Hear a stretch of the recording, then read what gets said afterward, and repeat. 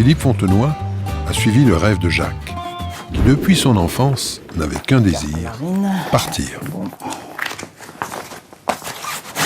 Voilà.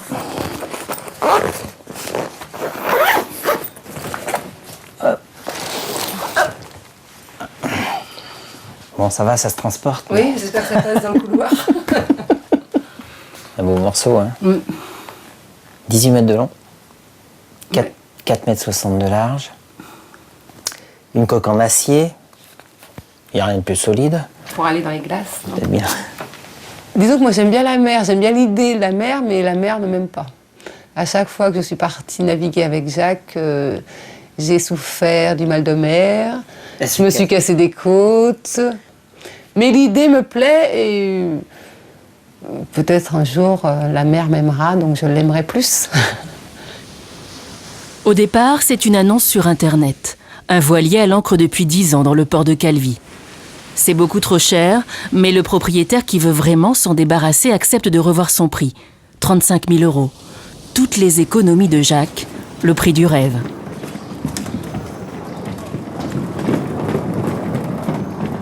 Alors, cap sur la Corse. 1. Acheter le voilier. 2. Le remettre en état pour naviguer. 3. Le convoyer jusqu'à La Rochelle. L'amie Armelle a le pied marin. Elle sera donc du voyage. Laurence, par contre, reste à Paris. À bientôt.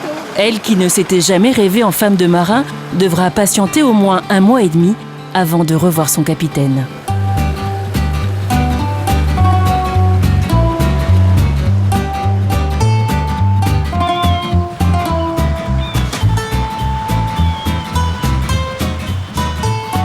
À Calvi, l'affaire se présente bien. Dès leur arrivée, Jacques et Armelle ont inspecté le bateau dans ses moindres recoins. Il reste à le sortir de l'eau pour vérifier l'état de la coque. Le bateau n'a pas bougé du quai depuis des années quand son propriétaire l'a transformé en logement, puis l'a peu à peu abandonné. C'est lui qui est venu diriger les opérations.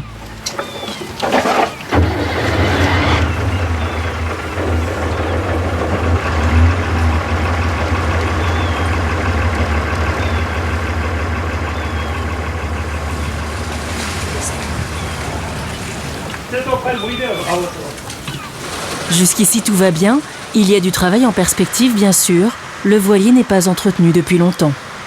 Dès que l'affaire sera définitivement conclue, pour Jacques le plus urgent sera donc de quitter la Corse pour rejoindre le port de La Rochelle, où il connaît tout le monde et où il pourra plus facilement effectuer les réparations à moindre coût.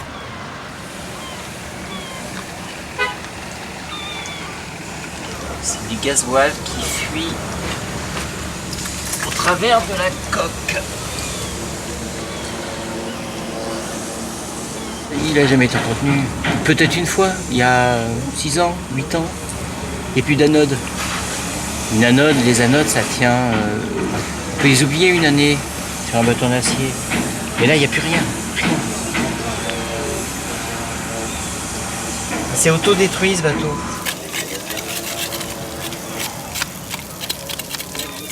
Manque d'entretien. Malheureux de laisser pourrir un bateau pareil. Regarde-moi ça. C'est partout. Les anodes sont l'assurance vie du bateau. Elles évitent que la corrosion attaque le métal de la coque. Ça pisse de partout. C'est sur la partie réservoir centrale. Voilà. T'as quelques trous assez importants.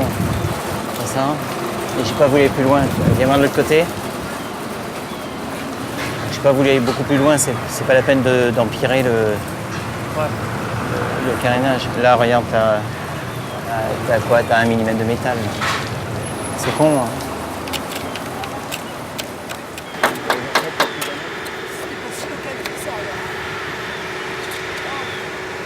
Bon. Mes enfants, je vous confirme que les vacances à Calvi sont terminées, que la croisière que je vous avais promis entre Calvi et La Rochelle s'arrête là.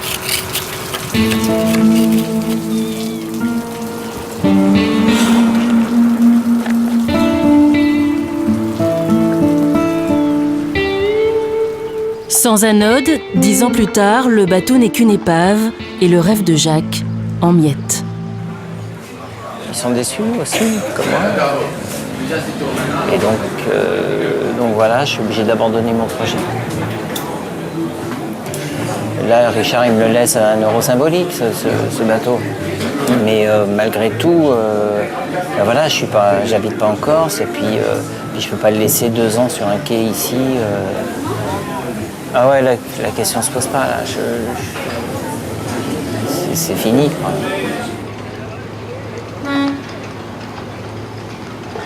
Italie, Yougoslavie, Albanie, non. Yougoslavie, Albanie, non. Moi, ce que je voulais, c'était naviguer 1 semaine en mer sans arriver au port. Ça, c'est un rêve. C'est un rêve de naviguer comme ça, quoi. C'est pas non plus une mission suicide, donc on va pas faire naufrage. Et là, on tient pas la mer avec un bateau comme ça. Il y a eu un coup de cœur dès que j'ai aperçu le bateau. Dès que j'ai aperçu le bateau, j'ai senti un bon bonhomme, enfin un bateau sympa. On sent, quand on le voit, on sent que c'est un bateau qui navigue bien. Je suis et déçu parce que je ne peux pas aller à l'aboutissement de mon projet, et déçu par le fait qu'on puisse laisser tomber un bateau comme ça.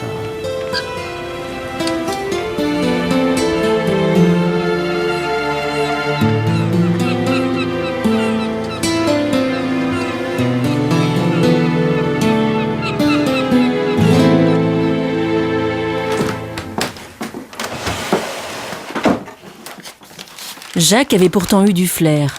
Le voilier qu'il est allé voir à Calvi est le plus grand et le dernier des bateaux dessinés par François Sergent, un architecte de marine réputé de l'après-guerre. Rapide de 17 mètres 60. François Sergent est aujourd'hui décédé, mais sa femme conserve toujours précieusement tous les plans de ses créations. Alors ça, c'était les plans de forme. D'abord, il y avait la plan de présentation que l'on présentait aux clients, le plan d'aménagement, car souvent les propriétaires étaient très à cheval sur le plan d'aménagement. Et puis il fallait aussi contenter madame dans ses desiderata. Et quelquefois, il y avait des conflits. Il y a au moins 8 couchettes, alors... non, 17 mètres quand même, c'est une belle barque, hein. Il avait la réputation d'abord d'avoir des bateaux qui marchaient. Parce que dans le fond, sa première, ce qui l'a lancé, c'est un bateau de course croisière. Et puis, ils avaient une certaine ligne, une jolie ligne. Donc, ça plaisait aux clients et ils venaient. Et puis, dans ce temps-là, on reconnaissait les bateaux Sergent, les bateaux Cornu, les bateaux Herbulot. On les reconnaissait, alors que maintenant, on ne reconnaît plus rien. Ils sont tous pareils. Rendre beau ce qui est nécessairement utile. C'était la devise de François Sergent qui, à partir des années 50, dessine plusieurs centaines de voiliers, tous uniques. Et s'ils sont considérés par leurs propriétaires comme des bateaux marins, c'est sans doute parce que François Sergent était lui-même un navigateur passionné. De quoi faire réfléchir Jacques, et si ce bateau à 1 euro était une bonne affaire. Toute son enfance a été rythmée par les vagues, celles de l'Atlantique autour de l'île de Ré. Et bien sûr, c'est ici qu'il aimerait revenir un jour par la mer, à bord de son propre voilier. En fait, l'île de Ré, quand tu étais jeune, il y a 30 ans, tu ne pouvais que aller travailler à l'extérieur. J'ai encore quelques copains, mais beaucoup sont partis, comme moi, travailler sur le continent. Au bout de l'île, le phare des baleines, le décor idéal pour une grande décision. C'est maintenant ou jamais. J'étais élevé dans une famille où le monsieur était menuisier, donc ça nous permettait de nous construire des trucs qui flottent. Et puis on naviguait là dans les trous d'eau. Puis de temps en temps, je voyais passer des voiles au large là. Et pour moi, le bout de l'île de Ré, après l'île de Ré, il n'y avait rien. C'était l'Amérique. Donc ça fait rêver quand même, quand t'es gamin. Jacques a décidé. C'est maintenant. Pour 1 euro, il devient l'heureux propriétaire d'une épave de 18 mètres abandonnée sur un quai de Calvi. Et c'est maintenant aussi que les problèmes commencent. C'est comment qu'on soude. Ton fil il va sortir, mais automatiquement il va sortir aussi long que ça parce que tu vas pas être... Bah oui. Tu vois. Donc après tu le déverrouilles et tu fais venir ton truc en arrière.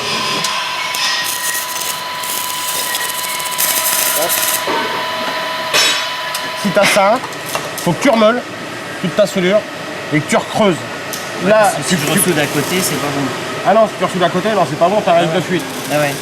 Là, le bateau coule, et là, le bateau coule pas. Ton morceau de carré, il va falloir que tu soudes comme ça, il va falloir que tu soudes comme ça, et pas à plat sur la table. J'ai pas fini de venir te voir, t'inquiète pas.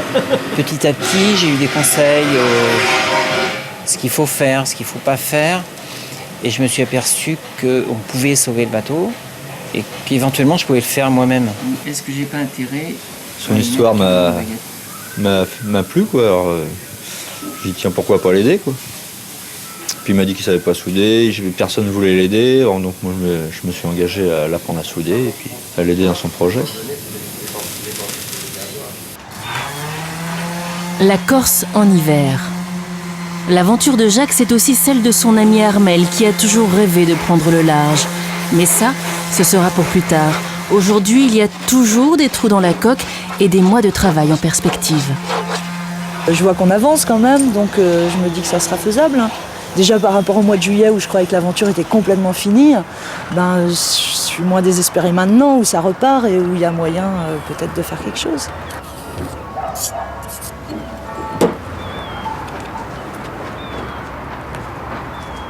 C'est pas ma première plaque que je découpe.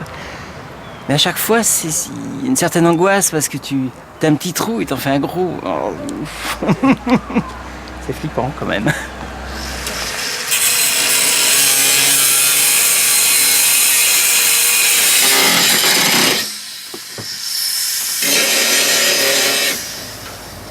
Hop, merci. Voilà. La grande difficulté, c'est de souder au-dessus de la tête. Donc c'est beaucoup plus difficile que de souder à plat normalement. Je crois que j'ai besoin encore d'un petit peu d'expérience, mais petit à petit ça vient. On devient soudeur en soudant peut-être bien. L'autre jour, on a failli mettre le feu.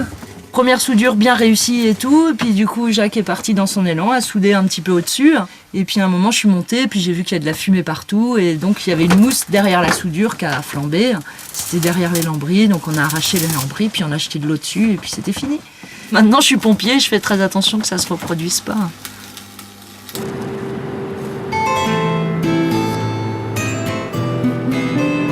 Laurence, la femme de Jacques, est patiente et compréhensive. Mais ça fait tout de même 1 mois et demi que Jacques est en Corse, sur un bateau qui ne navigue toujours pas. Elle s'est décidée à venir inspecter le chantier.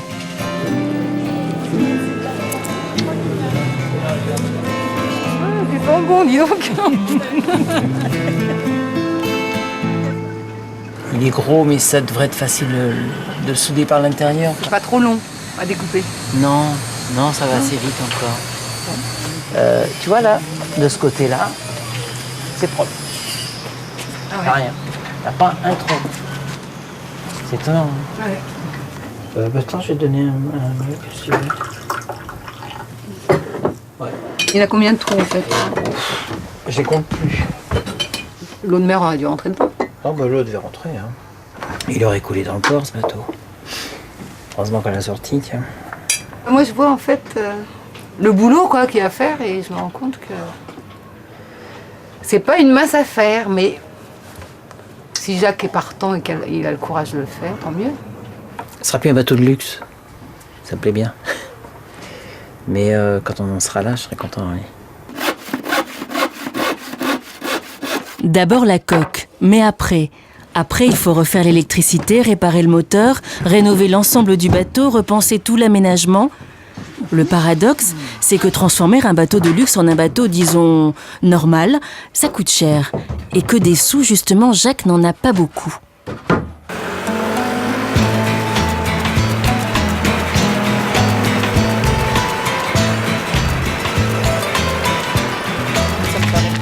Dès que l'occasion se présente, Jacques laisse son bateau pour gagner un peu d'argent. Dans sa vie, il a exercé pas mal de métiers dans l'hôtellerie, mais depuis 1 an, il pointe au chômage. Alors pour assurer ses fins de mois, il fait des photos, mais est-ce que ça suffira pour entretenir le bateau? Voilà. Ah bah, j'adore quand il est près de moi. c'est parfait. C'est vrai? J'adore. Ma première paye, je me suis acheté un réflexe, donc j'ai toujours fait la photo. Et puis de petit à petit, on rencontre une comédienne de théâtre, on arrive au théâtre. Et puis quelqu'un, je me marie, est-ce que tu me ferais mon mariage? Et puis ensuite, ça s'apprend.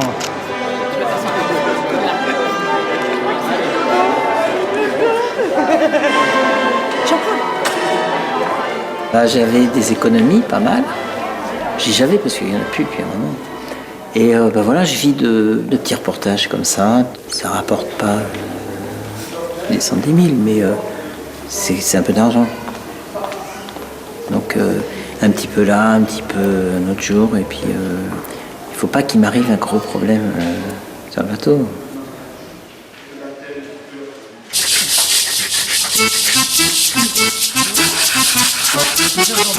C'est pas mal, là, ça va plus vite. Il faut vraiment être adoré, être sur un bateau pour avoir le courage de faire tout ce qu'ils ont fait avant de partir. Là, je suis épatée. Laurence est partie, puis revenue. Elle va peut-être y prendre goût. Le fils de Jacques, lui aussi, était curieux de voir à quoi ressemble la folie de son père. Et puis la famille et quelques amis. Jacques les a tous invités pour faire un tour en mer. Mais à leur arrivée, surprise, il leur a tendu le pinceau.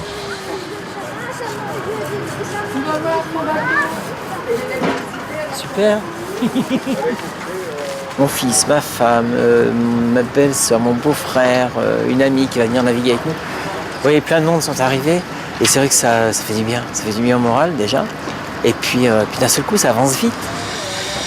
Les mois ont passé, et c'est enfin pour Jacques le moment de mettre un nom sur ce bateau à qui il a donné une deuxième naissance. Comme je tremble. Je lui redonne le premier nom du bateau, Nona. Ça veut dire grand-mère en corse et en italien. Le nom correspond un petit peu à la forme du bateau, tu vois, un côté un petit peu bon enfant, ce côté qui inspire confiance, comme une mamie.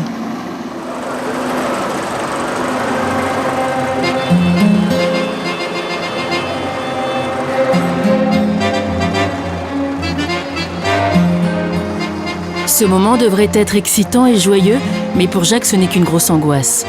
Pendant 5 mois, il a rafistolé Nona avec des matériaux de récupération. À l'œil, c'est très beau, mais dans l'eau, que va-t-il se passer? Les soudures vont-elles tenir?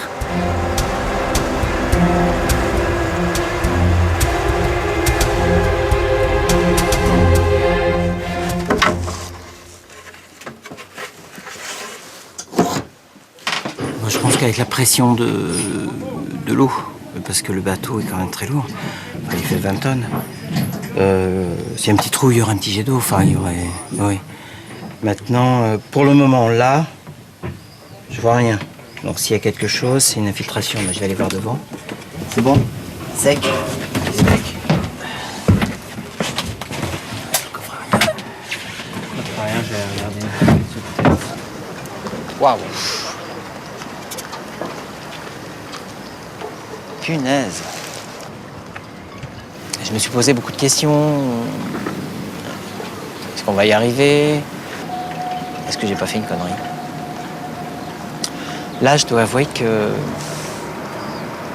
c'est un beau bateau. Hein. J'ai appelé Madame Sergent tout à l'heure. Je lui ai laissé un message pour lui dire que ça y est. La Nona est à l'eau. Excuse-moi. Ouais. Enfin sur l'eau! Et on bouge!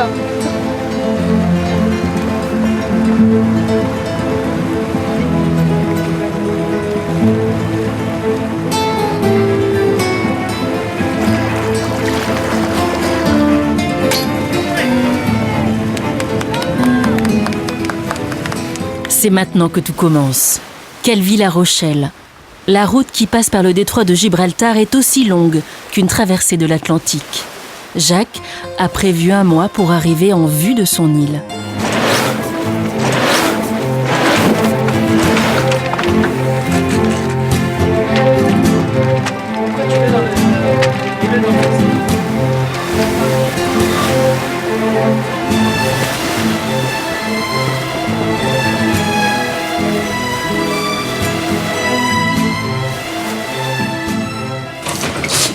Alors, premier journal de bord de la Nona. Nous sommes lundi 12 mai, il est midi. Nous sommes partis hier soir à 20h. La première surprise, c'est que la nonna se comporte bien, marche bien. Jacques et Armelle avaient d'abord pensé partir seuls, mais ce n'était pas réaliste.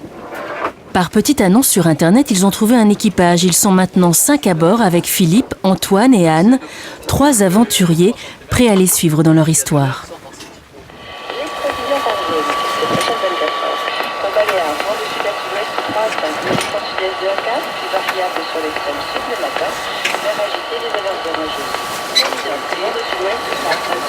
Je vais pas tout noter moi, j'ai entendu du nord-ouest. Nord-ouest demain, mer agitée, pluie. Et ensuite, forcir un peu dans la nuit en tournant nord-ouest.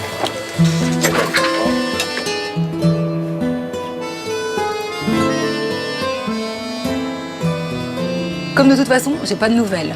Donc ma seule façon d'être un peu avec eux, en effet, c'est d'aller sur Internet voir la météo marine et de voir les conditions dans lesquelles la nonna navigue. En fait, j'ai l'impression qu'il n'y a pas de vent du tout. Et de temps en temps des orages et des coups de vent, donc c'est pas... Et en plus du vent contraire, du vent dans le nez, donc ça les pousse pas du tout au bon endroit.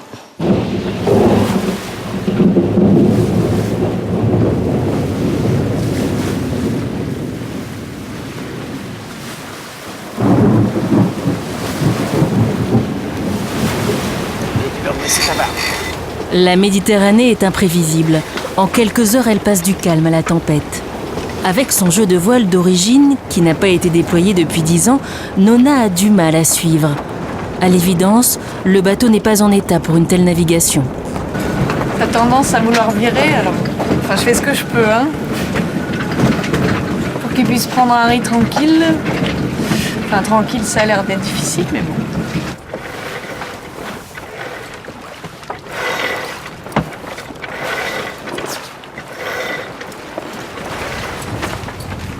C'est une navigation fatigante parce qu'on n'arrête pas tous les changements de météo, les changements de vent, d'allure, d'amure, enfin ça n'arrête pas. C'est une multiplication des inquiétudes. Même dans ma couchette, je suis à l'écoute des différentes manœuvres qui peuvent se faire. Je dors pas d'un plein sommeil.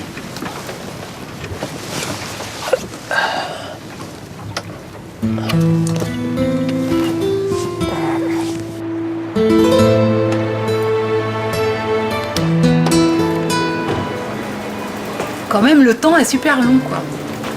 Le temps, il passe pas vite. Ce matin, j'ai reçu un courrier dans ma boîte aux lettres qui avait posté une Minorca, donc les nouvelles étaient bonnes, mais elles dataient de samedi. Et voilà, à 11h, j'ai reçu le coup de fil de Jacques. Je me suis dit, oh là, c'est un peu trop tôt pour que ce soit des bonnes nouvelles. On s'est dit 3 mots et je lui ai dit, qu'est-ce qui se passe? Et il pouvait pas me parler, en fait. Il avait la gorge serrée, nouée et tout. Il me dit, je t'envoie un texto. Après grand coup de vent, enrouleur envolé, grand voile déchiré. Nous sommes sous gréement provisoire. Marchons à 1 nœud et demi vers Palma dans 30 heures environ. Moi, depuis le début, je pense qu'il n'a pas les moyens d'avoir un gros bateau comme ça. Mais bon, je lui ai dit.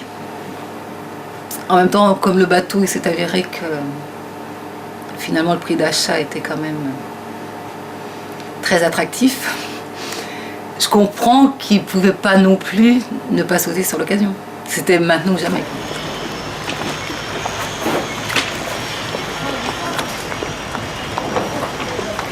Voilà le résultat. Il y a Armelle qui avait recousu tout ça, ça a bien tenu. Et après, en fait, toutes les coutures du haut, elles ont pété, là aussi. C'est décousu juste, hein. Du travail de couture, quoi. Palma de Majorque. Jacques n'avait pas prévu de visiter les Baléares, mais c'est la mer qui a décidé. Premier coup de vent, premier problème.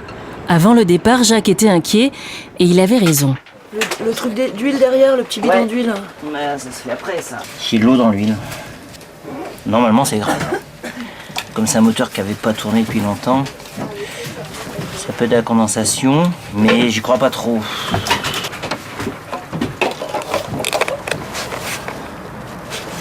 Cette mésaventure-là, ça fait perdre de l'argent. On est venu là parce que le peu de vent qu'il y avait nous a poussé ici. C'est le port le plus cher des Baléares. Ce ne sont pas des ports faits pour des aventuriers comme nous.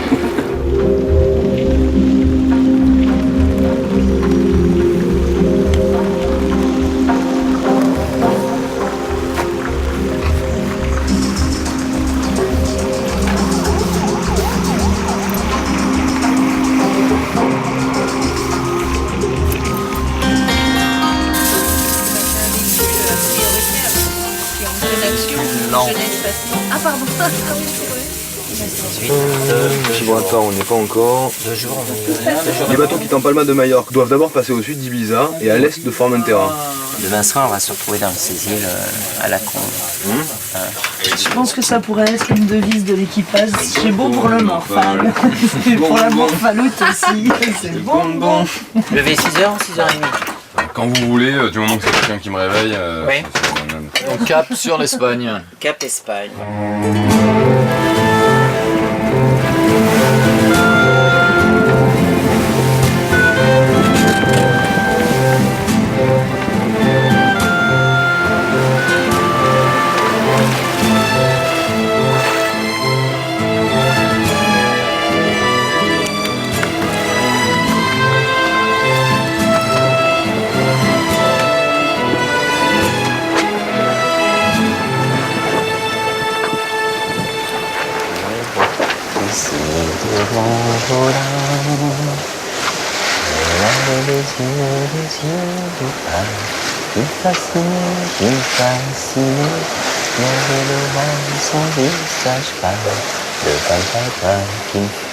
Là c'est le bonheur, tu vois. Le bateau est bien calé, il marche bien, bien réglé. Tout l'équipage se repose. Ouais, j'ai eu mon petit bonheur tout seul. Remplis ton verre vide, vide ton verre plein. Quand il y a trop de vent, ça casse, mais quand il en manque, ça n'avance pas et l'équipage s'ennuie. Le comité des fêtes de Nona a donc décidé que le passage du méridien de Greenwich serait son équateur. On a santé la Nona. Et à tous les braves marins. Et à tous les braves marins. On a donc fait la moitié du trajet, c'est ça? Là, on a fait tout l'est, maintenant il reste l'ouest, quoi. 3 semaines de mer et Nona est toujours en Méditerranée. La Rochelle est encore très loin. En plus, Jacques a décidé par prudence de naviguer en vue de la côte. Cette traversée, c'est plus long que traverser l'Atlantique. Et c'est surtout beaucoup plus difficile. Je pensais être à La Rochelle mi-juin. Et ça va être mi-juillet. Laurent, ça trouve ça long, ce convoyage. Il a raison, c'est très long. Très long.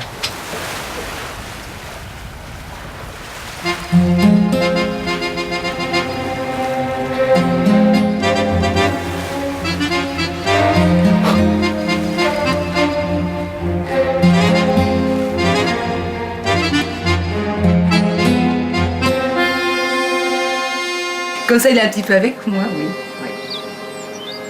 Donc il fait ses petits schémas parce qu'il se demande comment il va aménager la cabine avant. Donc il avait prévu quelque chose et finalement, la nuit, il a complètement changé ses plans. Donc il refait les 4 dessins avec les 4 nouveaux aménagements.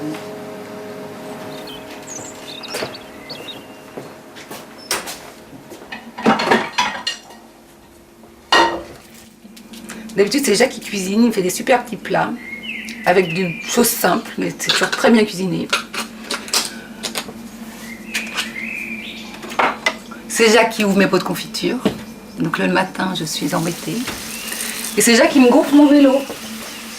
Donc j'apprends à être femme de marin. Donc elle essaie de ne pas trop penser à ce qui peut se passer en mer. 26e jour, 2 semaines plus tard que prévu.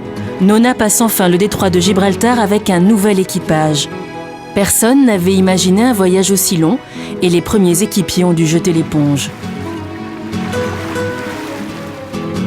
J'ai jamais passé là. C'est mon cap. C'est mon cap Horn à moi. Bon, faut surveiller un peu partout parce que il y a des pétroliers, des porte-containers, il y a un peu de tout. Il y a du courant. Voilà, laisser la Méditerranée, tous les soucis qu'elle nous a posés. Et on va rentrer en Atlantique, prendre la route de la maison.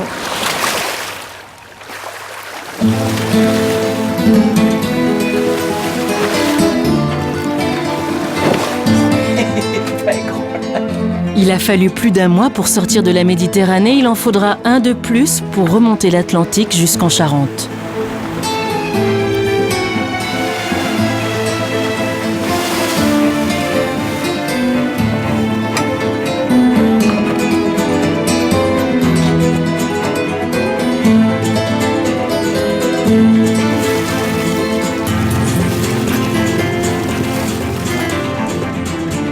Un mois.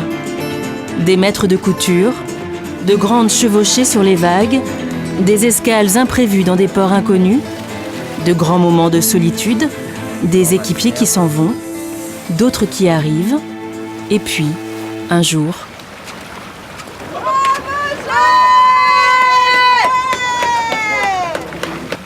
Jacques veut profiter de l'instant.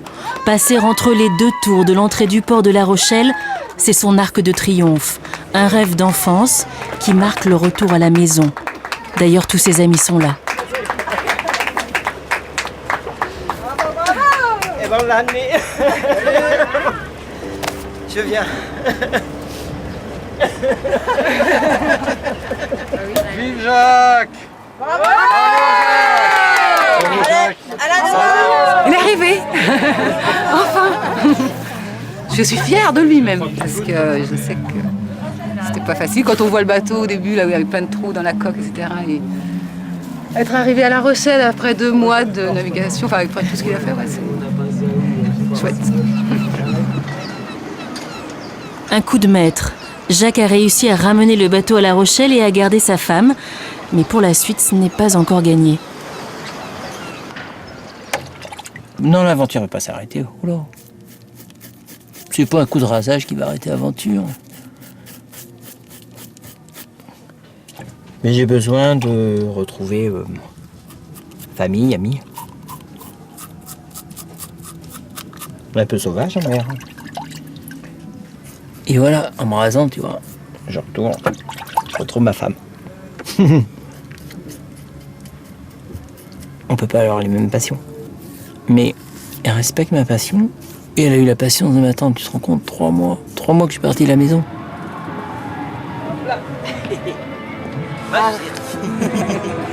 Est-ce que ça te va, le violonnet est plus...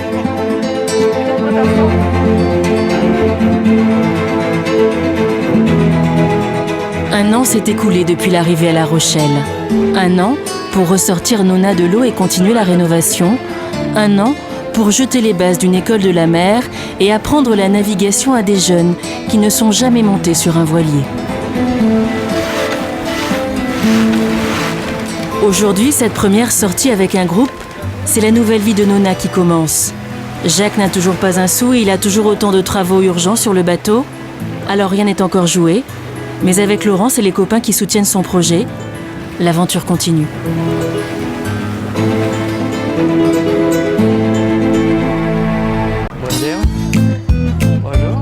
La semaine prochaine, nous repartirons pour de nouvelles rencontres, tout autour de la planète. Vous me voyez? Vous me voyez pas? Vous me voyez? D'ici là, vous pouvez retrouver toute l'équipe Thalassa sur le site de notre émission. Alors, à bientôt et bon vent!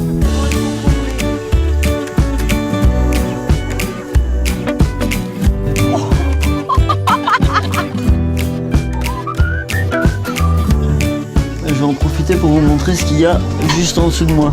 De la rascasse, du requin, de la raie, il y a même du surimi.